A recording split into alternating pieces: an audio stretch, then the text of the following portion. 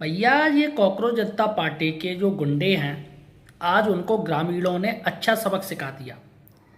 साथियों, कॉकरोच जनता पार्टी का जो प्रवक्ता है, बदतमीज प्रवक्ता आशुतोष रंका और उसकी पूरी टीम, जिसमें 2 महिलाएं भी थीं, इन सभी टीम को गांव वालों ने दौड़ा दौड़ा के भगा के चप्पल जूतों से मारा।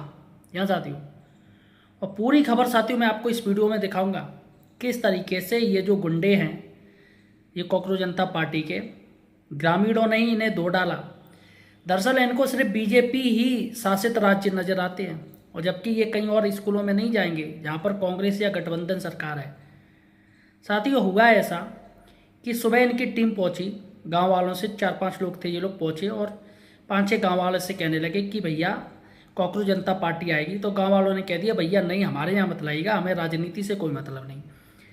उन्होंने साथियों महिलाओं ने कुछ कह दिया, गाँव वाली महिलाओं ने, तो इनकी टीम भड़क गई और कहने लगे अभी रुको, हम 1-2 घंटे बाद 50-60 लोग लेके आते तब आपको बताएंगे। तो साथियों ये लोग पहुंच गए। भाई साहब, गांव वाले डर गए, ग्रामीण है भैया, उनको जानकारी नहीं होती। तो उन्होंने सभी लोगों को बताया, तो जितने नौजवान थे वो नाराज़ हो गए कि भैया उनकी हिम्मत कैसे हो गई। इसके साथ ही जैसे ही इनकी टीम आई है, वैसे ही गांव वालों ने कहा कि आप लोग लौट जाइए, हमें स्कूल चेक नहीं करवाना, हमारा स्कूल हम देख लेंगे, हमारे बच्चे हैं।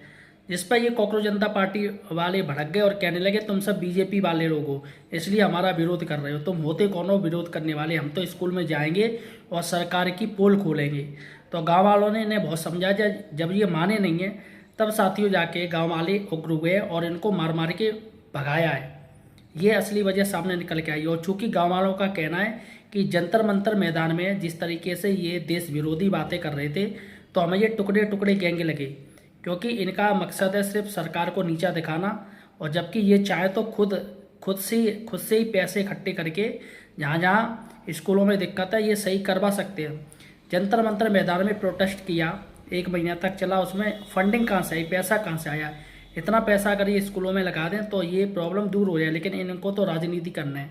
सबसे पहले आप पूरी रिपोर्ट देखिएगा।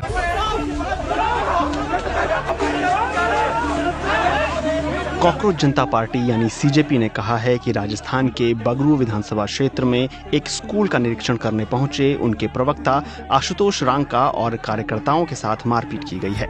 सीजेपी ने कहा है कि इन पर पथराव भी किया गया। बीबीसी की टीम घटना के दौरान मौके पर मौजूद थी। इस दौरान सीजेपी कार्यकर्ताओं को गांव में घुसने से रोका गया, उन्हें दौड़ा दौड़ा कर पीटा गया, पथराव कर उनकी गाड़ियों के शीशे तोड़ दिए गए। इस हमले में सीजेपी के कई कार्यकर्ता घायल भी हुए हैं। घटना के बाद आशुतोष रांका ने बीबीसी से बातचीत में इसे राजस्थान के लोकतंत्र का काला दिन बताया। उन्होंने राज्य की बीजेपी सरकार पर हमला करने के आरोप लगाए हैं। ये सब कुछ मदन दिलावर के कहने पर हुआ है।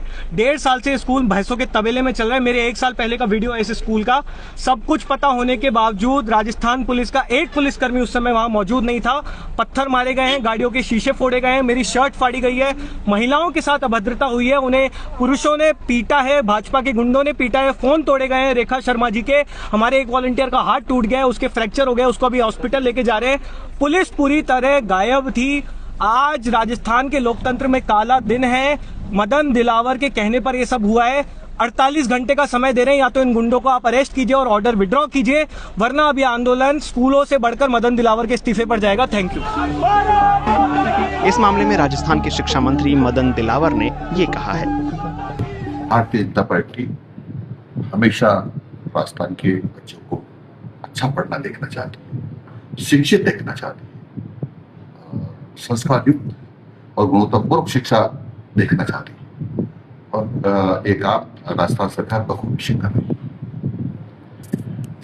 परंतु कांग्रेस और कॉकरोच पार्टी को ये रास नहीं आ रहा है कि आखिर में माननीय गुजरलाल जी शर्मा के नेतृत्व में ये शिक्षा विभाग निरंतर प्रगति क्यों कर रहा है, पूरा राजस्थान प्रगति क्यों कर रहा है। जंतर मंतर में जिस प्रकार का गड़बड़ किया था और जिस प्रकार से वहां पर असली एक वातावरण बनाया था, वो सब टीवी पर मीडिया पर सबने देख रहे और उस प्रकार का वातावरण ये राजस्थान में पैदा करना चाहते हैं। तो राजस्थान की जनता जागरूक हो गई है। उनके बच्चों को इस शिक्षा में उधार पैदा करना कौन बर्दाश्त करेगा, और इसलिए उन्होंने आज विरोध किया है। और जैसा मेरे को जानकारी मिली कि जबरदस्त विरोध किया है, इनको घुसने नहीं दिया। कांग्रेस मुंह छिपा छिपा कर भागे, कॉकरोच मुंह छिपा छिपा कर भागे। वहीं ग्रामीणों ने बताया कि उन्होंने क्यों सीजेपी का विरोध किया। हमारे को नीचे कॉकरोच पार्टी, हमारी जो जनता पार्टी है वही करा देगी। 12 लाख रुपए पास हो गए, हमारे को कोई इससे मतलब नहीं है। हम हैं बीजेपी कार्य करते रहेंगे, बीजेपी के रहेंगे, और हमारे और कोई कॉकरोच पार्टी से मतलब नहीं है। जो अभी कुछ कार्यकर्ता आए थे उनको आपने गांव से बाहर कर दिए सर, हम आने ही नहीं देंगे।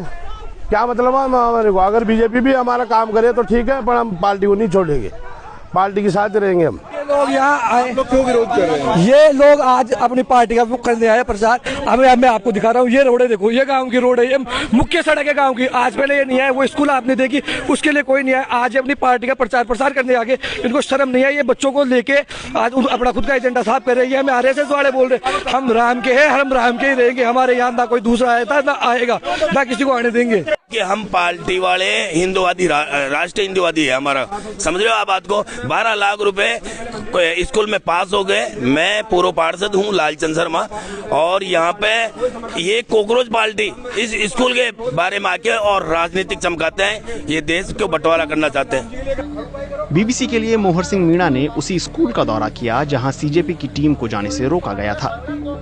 रामपुरा कंवरपुरा गांव में प्रवेश करते ही एक मंदिर दिखाई देता है। मंदिर के सामने खड़े होने पर दाहिनी ओर 2 कमरों की एक जर्जर इमारत है जो लंबे समय से स्कूल भवन के रूप में इस्तेमाल होती रही। इमारत के एक तरफ गोबर का ढेर लगा हुआ है। इमारत की हालत इतनी खराब है कि उसके अंदर जाना प्रतिबंधित किया हुआ है। दीवारों में दरारें हैं और खिड़कियों से अंदर देखने पर कमरों में रखा सामान और दीवारों की खराब हालत साफ नजर आती है।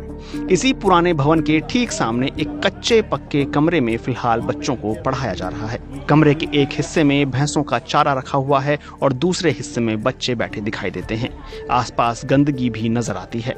अस्थायी रूप से बच्चे यहाँ पढ़ रहे हैं। ये जगह गांव के ही एक शख्स की है। शिक्षा विभाग के आदेश का हवाला देते हुए स्कूल के शिक्षकों ने बीबीसी की टीम को स्कूल परिसर के अंदर प्रवेश देने से मना कर दिया। हालांकि बाहर से दिखाई देने वाली अस्थायी और स्थायी दोनों व्यवस्थाएं स्कूल की स्थिति पर सवाल खड़े करती है।